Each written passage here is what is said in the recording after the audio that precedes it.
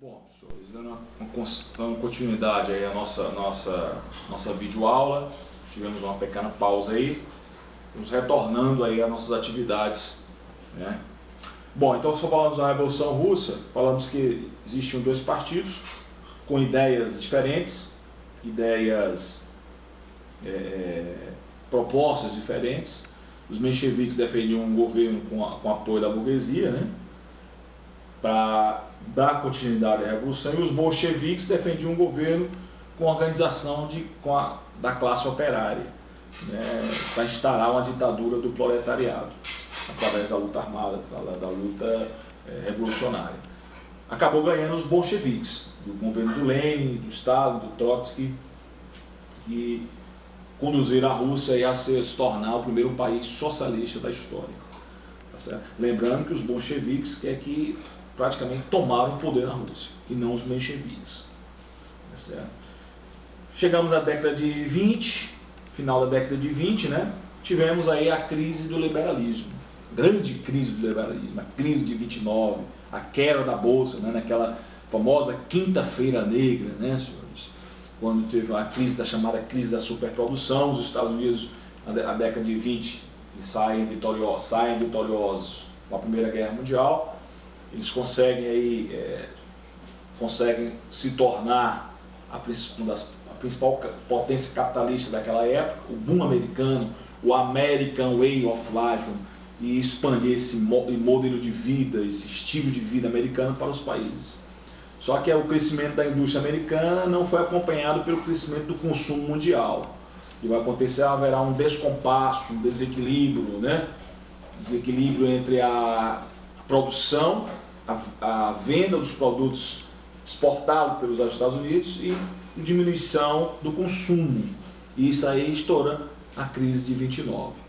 A Bolsa de Valores, que vendiam as ações das empresas americanas, entra em colapso, né? Praticamente os acionistas, os empresários perdem capital, entram em falência de um dia para o outro, e aí queima, é o quebra da Bolsa, né?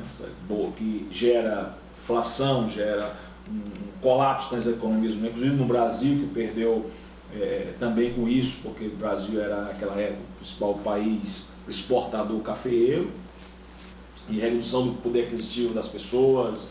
Então os mercados se retraíram, uma recessão mundial, uma recessão globalizada, por causa da queda da Bolsa no dia 29 de outubro, chamado crack da Bolsa, né? Quinta-feira Negra. Só depois os Estados Unidos, no finalzinho da década de 30, 37, 38, começam a se recuperar dessa crise aí desenfreada causada pela crise da superprodução. Nesse período da crise de 29, vai aparecer as novas ideologias totalitárias. Nós tivemos o fascismo na Itália e o nazismo na Alemanha. Então, duas ideologias que pregavam o expansionismo militar, pregavam um partido único, pregavam um ditador, pregavam culto à personalidade. Principalmente na Alemanha, ela desenvolveu um tipo de fascismo, que é o nazismo, né? Comandado pelo líder que vai aparecer nessa época, na verdade, o líder que vai ganhar notória participação na política alemã. A Alemanha sai derrotada da guerra, né, com o Tratado de Versalhes praticamente humilha a Alemanha, e a Alemanha ela vai querer se recuperar, vai querer se vingar da derrota da Primeira Guerra Mundial, como também se recuperar da crise econômica que abalou as potências capitalistas. E aí surge Hitler, né, com sua oratória, com seu carisma, tá, praticamente controla as massas, domina o poder na Alemanha, torna-se aos poucos o chanceler, o Führer alemão, e escreve um livro, né, esse livro chamado Minha Luta, que é a ideologia do nazismo, pregando o antissemitismo, o anticomunismo, da raça ariana. Então o Mein Kampf está toda impregnada ali, escrita a ideologia do nazismo, né? Foi imposta em prática por vários aspectos aí. Nesse período aí vamos ter a Primeira Guerra Mundial, né? Tivemos a Revolução Russa. A Primeira Guerra Mundial também foi marcada pela Guerra das Trincheiras, não esqueçam isso, é importante. Guerra da Secessão, aquela guerra de movimentos em que cada um defendia a sua posição, né? Cada um defendia o seu território para não se exibir demais, não se expor demais ao inimigo. Então, a Primeira Guerra Mundial é conhecida como a Guerra das Trincheiras. Todos esses movimentos da crise de 29, do aparecimento do nazismo, né, do fascismo, da Revolução Russa, das revoluções, Revolução Russa, das revoluções liberais, a Revolução de 1848, elas tiveram características nacionalistas, né? E os principais movimentos europeus, a Revolução de 30 e 48, a Primeira Guerra Mundial e o aparecimento do nazifascismo foram marcados pelas ideologias nacionalistas. Bom, com o nazismo na Alemanha, né, a Alemanha praticamente começa a se militarizar, começam a criar aquelas ideias de império, né? Os alemães começam realmente, em 39, começa a Segunda Guerra Mundial, com a invasão da Polônia. E os alemães, antes de não queriam, no início, guerrear em duas frentes, de um lado a Europa, a frente ocidental, de outro a frente oriental. Então eles fizeram um pacto de não agressão com a União Soviética, de Stalin. Primeiro vamos dividir a Polônia, né, no corredor polonês, dividindo a oeste ficava território exclusivamente alemão, e a leste ficava para os soviéticos. Esse tratado chamado Tratado Ribbentrop-Molotov, ou Pacto de Não Agressão, objetivo de evitar que a União Soviética fosse invadida pelos alemães. A guerra começou em 39, durou praticamente 6 anos, né, com a rendição condicional dos nazistas, os alemães, em 8 de maio de 1945. Esse ano nós fazemos 70 anos do término da Segunda Guerra Mundial, com a participação do nosso Brasil, de falar mais na frente. A guerra também marcada no final da guerra com a explosão das bombas atômicas, né? Início da era atômica, quando os Estados Unidos despejaram 2 bombas atômicas em 2 cidades japonesas, Hiroshima e Nagasaki, matando aí mais de 400 mil pessoas, e aí acelerando praticamente a rendição do Japão na Segunda Guerra Mundial. Vamos falar um pouco ainda da crise antes da Segunda Guerra, a crise liberal, o aparecimento do totalitarismo, do nazismo, do fascismo. Lembrando vocês, não esqueçam de que nesse período aí tivemos a assinatura do Tratado de Latrão, em 1929, que reconheceu o reconhecimento do Vaticano como Estado, a criação do Vaticano como Estado, né, entre Mussolini e o Papa Pio XI. Os dois se sentaram na mesa e resolveram assinar o Tratado de Latrão. A ascensão do Partido Nazista deveu-se muito mais ao aspecto da propaganda, né, do caos econômico que estava na Alemanha. Por isso que o Partido Nazista teve uma ascensão meteórica devido a esse caos econômico. E os princípios, nós tivemos o princípio do fascismo. Quais são os princípios do fascismo? Que é o totalitarismo, o nacionalismo, o militarismo. Os princípios do nazismo, quais são? O antissemitismo, o anticomunismo, o Estado totalitário, a superioridade racial, que é o caso da superioridade da raça ariana, tá certo? Tudo isso foi causado pela violência e propaganda. Então os nazistas só ascenderam ao poder através da propaganda, né, e violência. Foram os meios ferramentais para que os nazistas pudessem consolidar o seu poder. Muito cuidado nesse aspecto aí. Tá certo? E, voltando a falar da Segunda Guerra Mundial, não esqueçam de que o Brasil participou dessa guerra. O Brasil participou brilhantemente, com a sua participação, né, a favor da democracia, da liberdade. Hoje, esse ano, vamos celebrar 70 anos. O Brasil criou uma força chamada Força Expedicionária Brasileira para lutar na Itália. Por que o Brasil lutou? Antes o Brasil era um país neutro, tinha declarado sua neutralidade, mas só que Getúlio era um simpatizante do nazismo alemão. Ele mesmo falava abertamente aos seus correligionários que eram simpatizantes do totalitarismo alemão. Ele era fascista. Nós estávamos vivendo um país de ditadura, uma ditadura do Estado Novo, ditadura varguista. Só que uma coisa mudou isso aí, mudou o rumo do Brasil na guerra.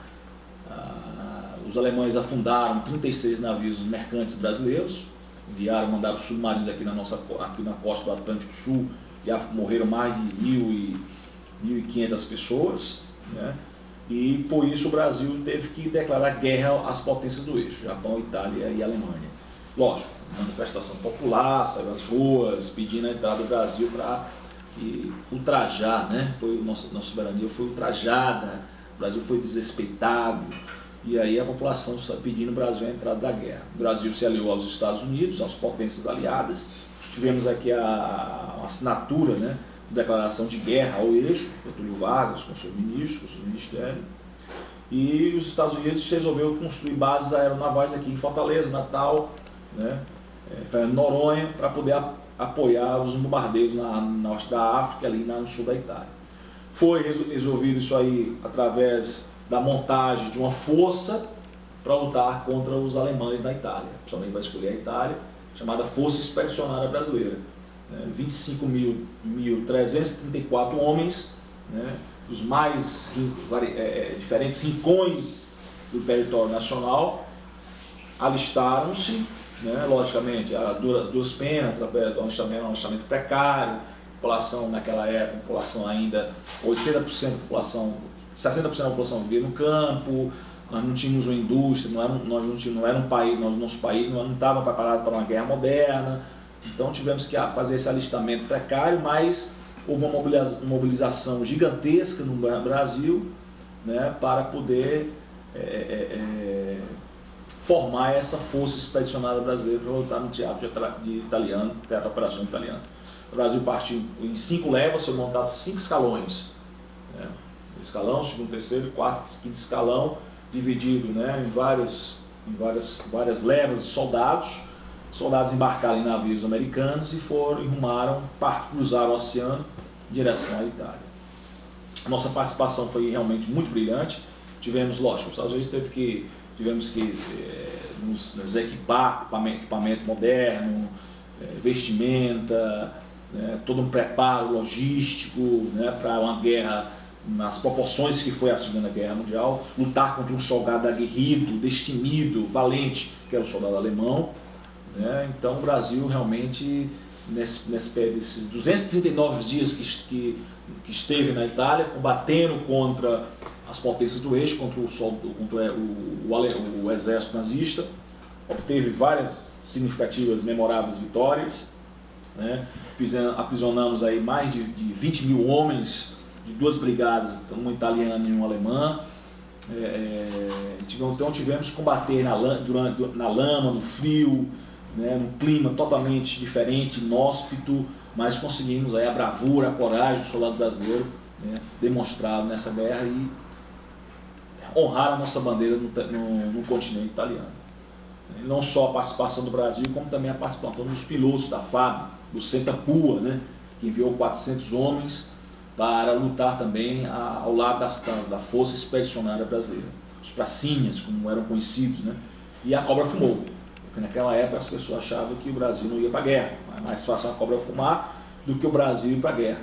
E realmente o Brasil soube honrar, e o soldado brasileiro com valentia, coragem, determinação, patriotismo, né, senhores? Isso é importante. E hoje nossos pracinhas são heróis, são os verdadeiros heróis da nossa pátria, né? Conseguiram várias batalhas memoráveis, né? Apesar das baixas, tivemos aí 452 pracinhas mortos. Nós, aqui no Ceará, tivemos 377 pracinhas cearenses, que também lutaram ao lado dos nossos aliados. Bom, a guerra, falando um pouco da guerra, não esqueça das fases da guerra. A guerra ela tem 3 fases, né?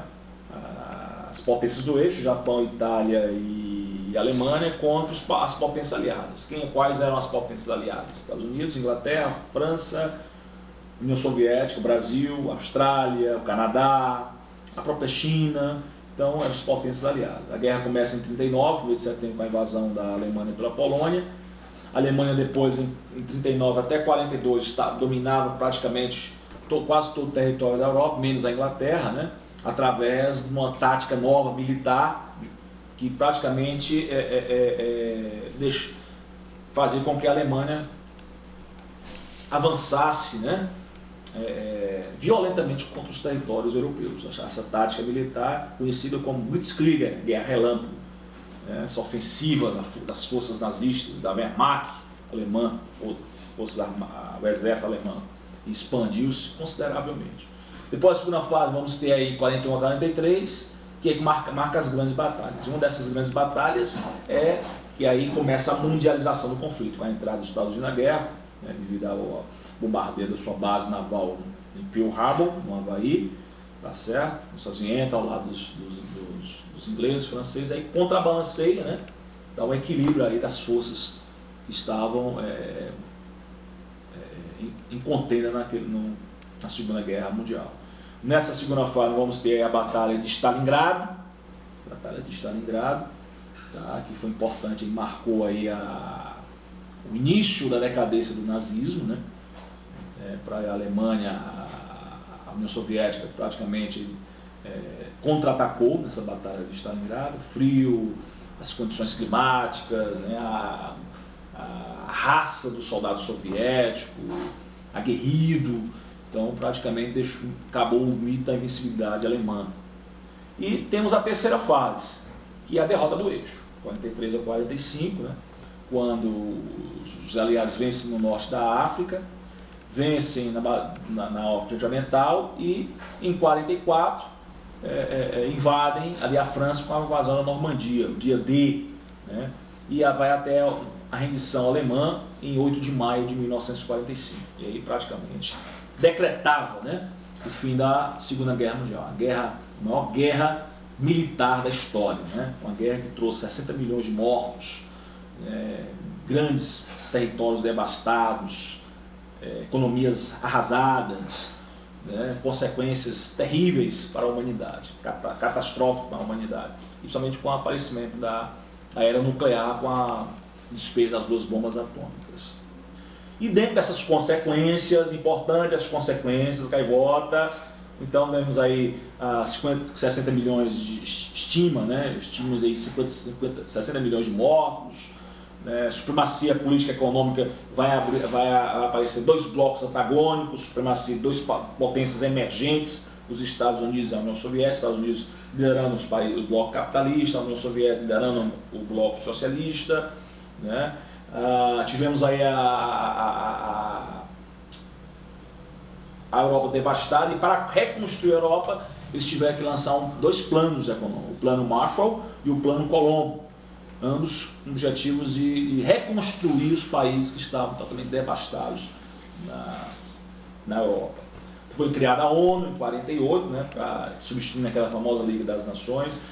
Foram feitos vários tratados de paz, um deles a Conferência de Alta, para manter a paz, né, melhorar a qualidade de vida, entre aspas. A Alemanha foi dividida em 4 zonas de ocupação, com Berlim praticamente com a recapitulação da Alemanha, e assim emergia e iniciava a Guerra Fria. Essa Guerra Fria que nós vamos estudar no 4º bimestre, tá certo?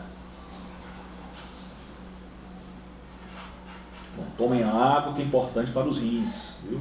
Bom para o pulmão, a água é saudável. Vamos lá.